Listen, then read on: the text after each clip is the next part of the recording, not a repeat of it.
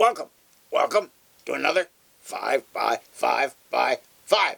Although some people went a little long, that's okay. It's just all in the name, right? Anyway, moving on. This show is dedicated to one of our performers. He's in the archive section. That's right, archive. Mr. Brad Bauer. We'd like to send some loving kindness to Brad because he had some back surgery and he's in the hospital recuperating. He'll be down at his sister's recuperating. So everybody say, I love you, Brad, especially when you take off your clothes. Also tonight, from Ojai, formerly from Los Angeles, we have Doug Knott. Oh, this guy can really write, and he can really talk. He's got a sly sense of humor and a good attitude towards life. I just saw him. Well, I kind of saw him. He's on the film, so I get to see him there. Anyway, Doug Knott, he's going to perform, and he's just an all-around clever guy with a great delivery. Anyway, here comes Mr. Doug Knott. Theory of Holidays by myself, Professor Dada. A holiday has a glorious come-on. It sits down at the piano, frumps out its long coat, clears its throat, and sings. What am I going to play today? Play today, play today. Shall it be melody or harmony? Maybe just a little bass line. Tra-la-la, la-la-la. The springing heart of holiday says, quitty quit to work. Then maybe make a plan. Buy tickets for yourself and people you love. Flee to a place with ingenious restaurants, soft beds with a view of the mountains, stores to browse.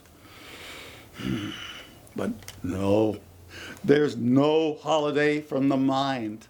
No holiday from our glands, bones, and much less sex impulses. There's no way to control the sex impulse without intervention of the conscious mind, which is not a war we really want to win. Holiday implies release from work first and foremost. I mean the work where you trade your life for money. My secret is I'm on holiday right now. I'm delightfully unemployed. I'm not retired because I cannot retire from being Professor Dada. There are days I don't do anything, not even open emails. It's wonderful, this philanthropy from God. My wife is in futuristic organizations, networking like crazy, expressing love over the phone, healing people. But I can go a whole day completely solo in the melodrama of self. Naked to God, of course wearing a t-shirt and shorts. TV consoles and supports me. Let Hulu and HBO be my staff and coffee my sword. Marijuana is the nervous dog that guards my door, fending off that bane of holidays, apathy. You have to start yourself up like a fabulous automobile, a Bugatti of delight. Make a commotion of yourself. Alas, my own personal holidays can take a deep dive.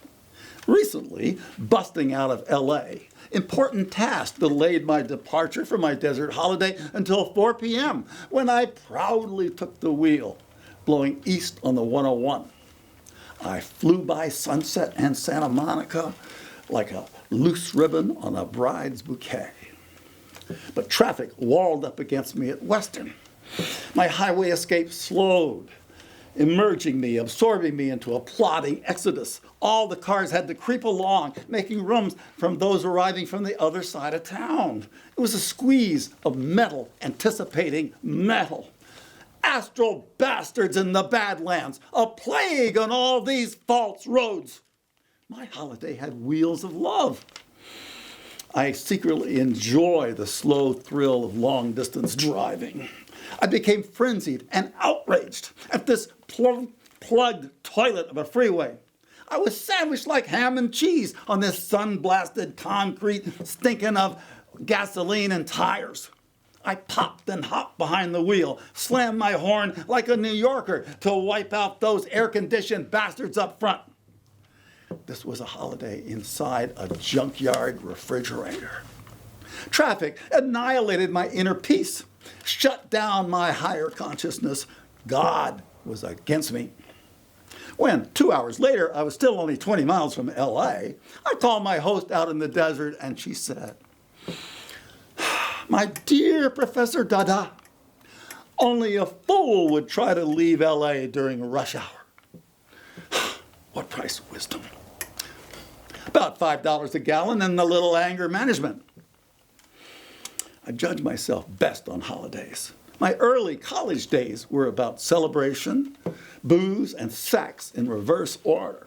But when I was a hippie traveling about the land, I sought contrast.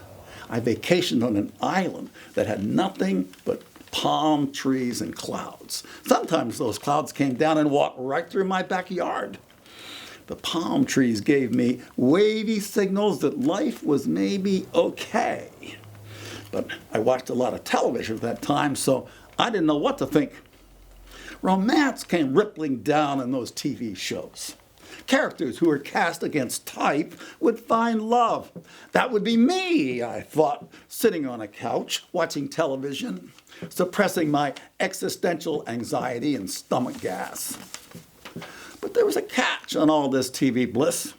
In a recent show with an occult theme, Nicole Kidman used a bogus Eastern European accent. At times, a special effects light came into her eyes to indicate inner volcanoes.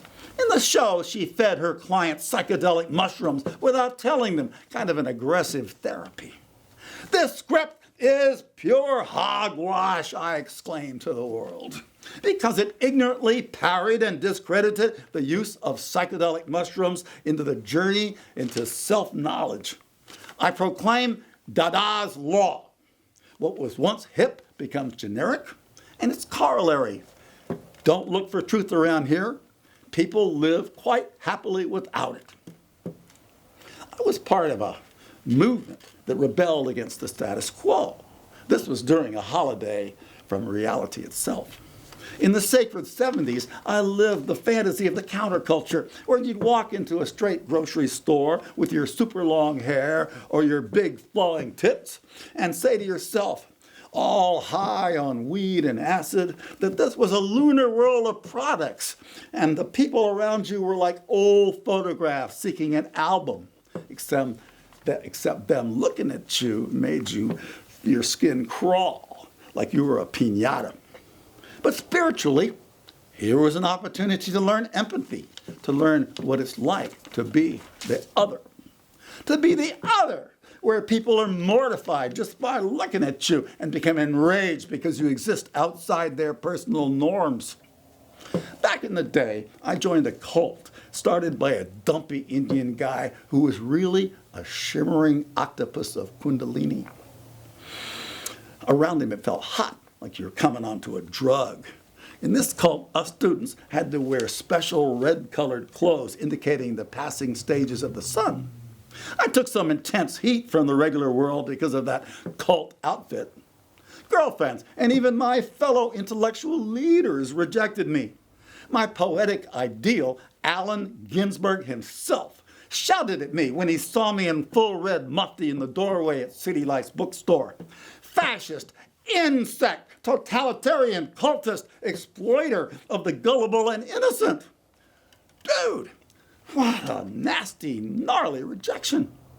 I protested. Alan, it's your old poetry pal, Professor Dada, and I'm wearing these special red clothes because I'm taking a spin as a cultist, ha ha, just like you, being spiritual, ha ha.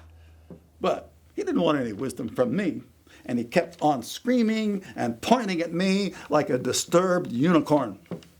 Alan took a verbal, emotional shit on me, and here I was in the doorway wearing the colors of sunshine. I remembered what my guru had told me.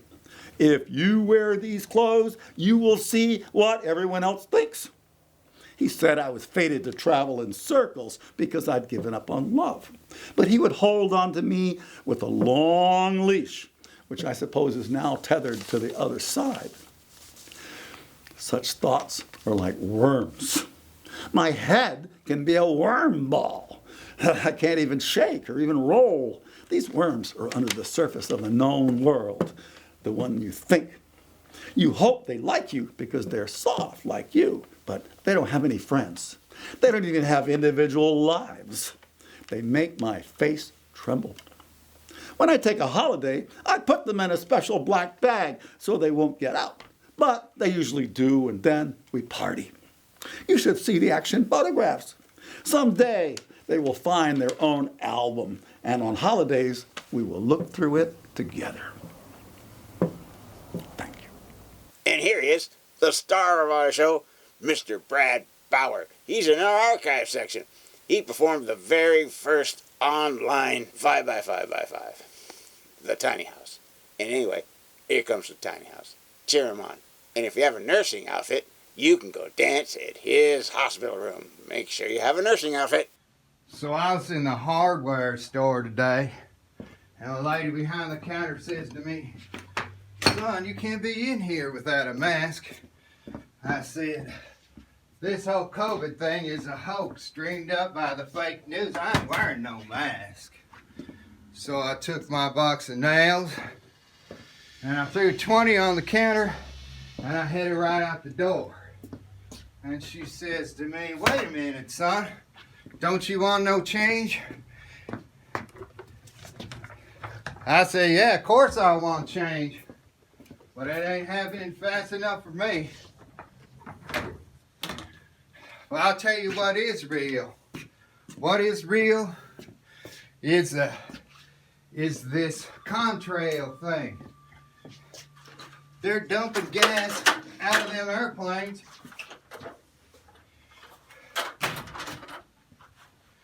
It infected all of us with it. And it's shrinking gas. They want to shrink us all. They made it to shrink the cows so you could just, it wouldn't be so many cows, or at least it wouldn't be so big, and you could just throw them in a pot like a chicken.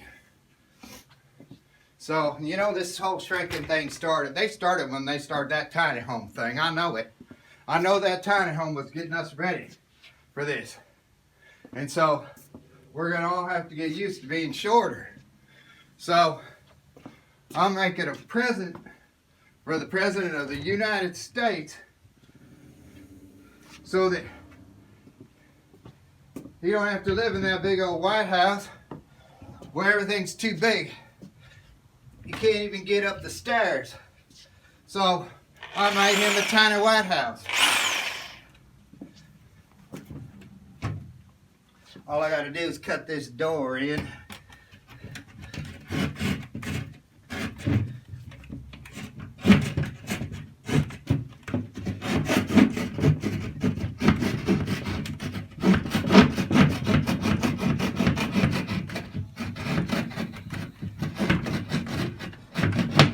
There you go. Now President Melania and Barron can get in there. I'll get this saw out of there. It even has hinges on it, kinda. Paper will do. So, I'm gonna put this White House together just for practice. See what we think of it.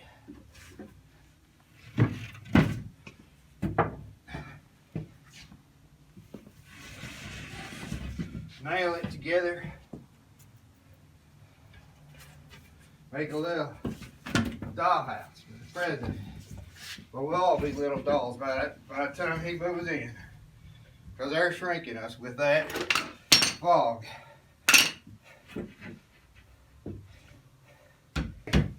And by the way, in case you haven't heard, they're collecting the shrinking gene from little kids in the basements of pizza parlors. I heard that on the real news today. Yes, they are.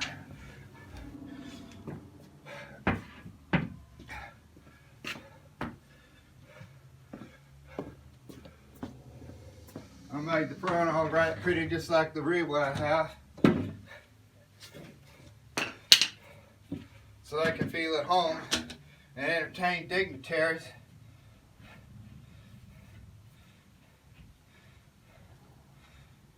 And make everybody happy.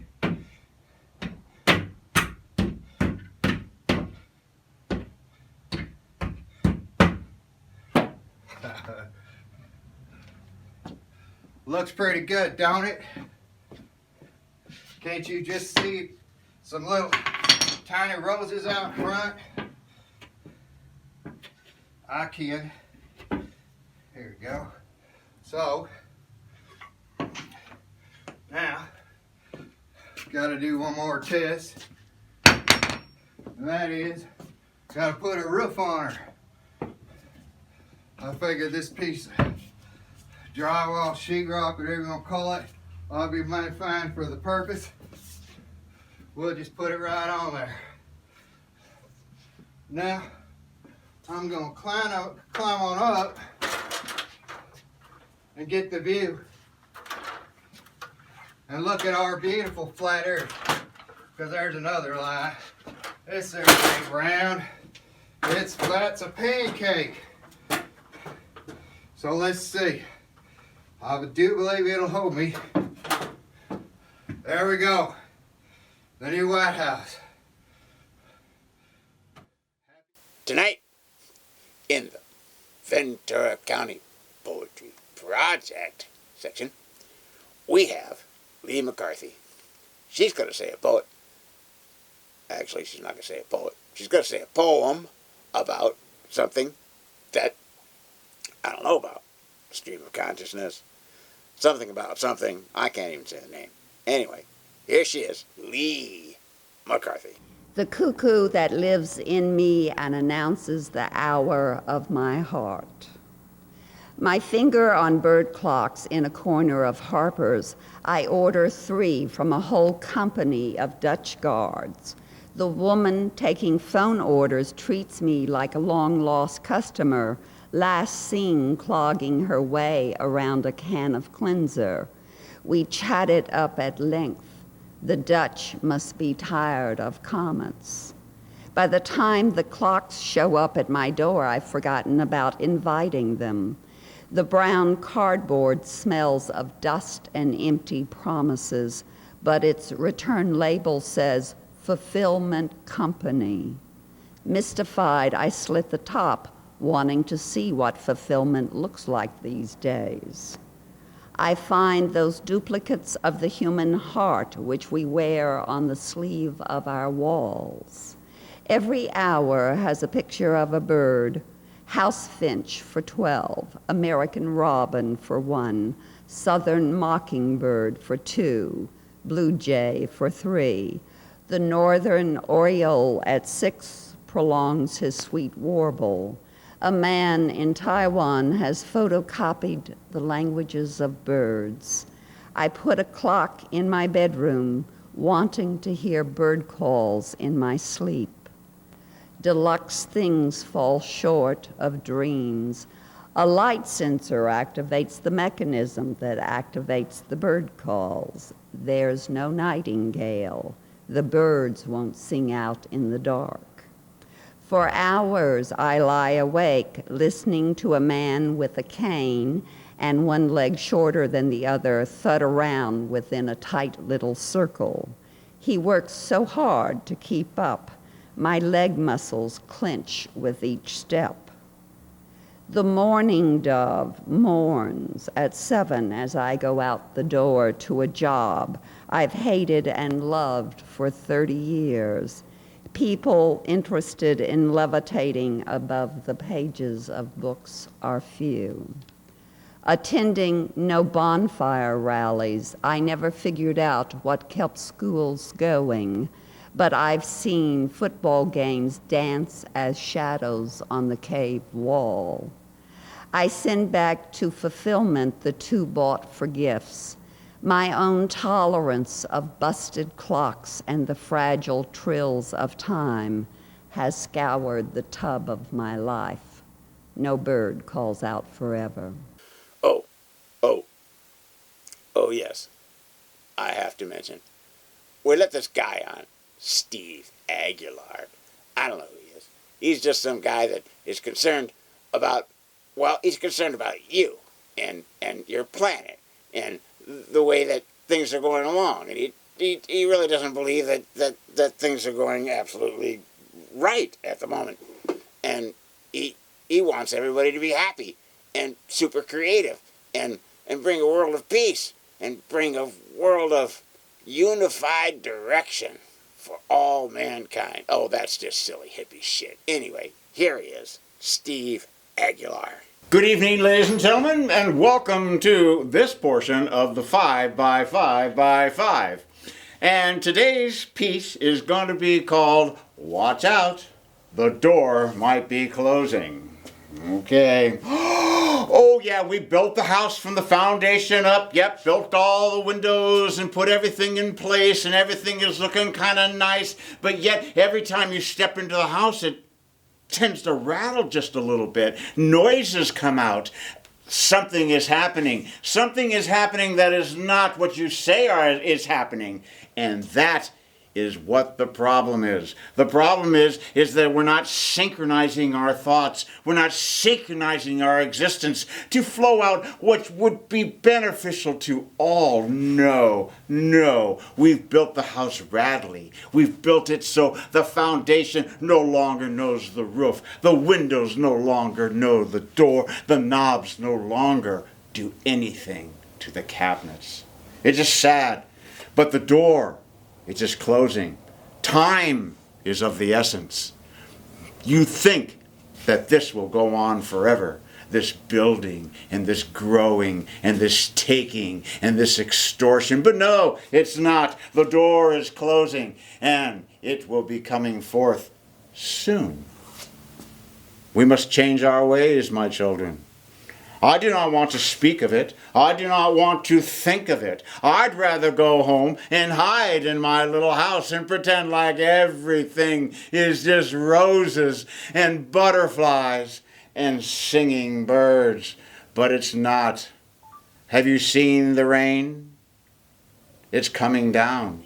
Have you seen the tunes that we are singing? The clouds are coming. The lightning is about to strike. Weapons are being built. Wars are being waged. It is so sad when you are made of a golden mane. You are made from something that is eternal. The life is pushing forward, but yet, for some reason, you want to stop it. We are here together on this planet to grow something, not to destroy something. People say, oh, we're going to destroy the planet. I say, no, it will be just fine. It is you that are in trouble. Well, that was our 5 by 5 by 5 for what year? 22, what month? Oh, February, something like that. Anyway, you'll figure it out.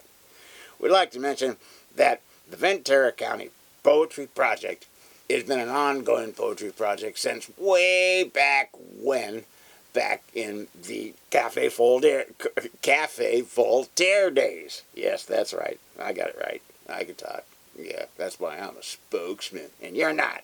Anyway, we'd like to say that all the folks that you see in the archives and on the shows have been artists throughout this area for a long time performing. And some are on film, some are not, some are with us, some are gone. But you've seen them on here. And we just like to say that the Ventura County Poetry Project has been there the whole time. Phil Taggart, Marcia De La O, yeah, down there at Cafe Voltaire. You've seen some of their footage. Anyway, I'm tired of rambling on. I really don't have any advice. Just listen to that Steve Aguilar guy. Okay, he's kind of crazy, but he's just to say hi to a few people. Hi, few people.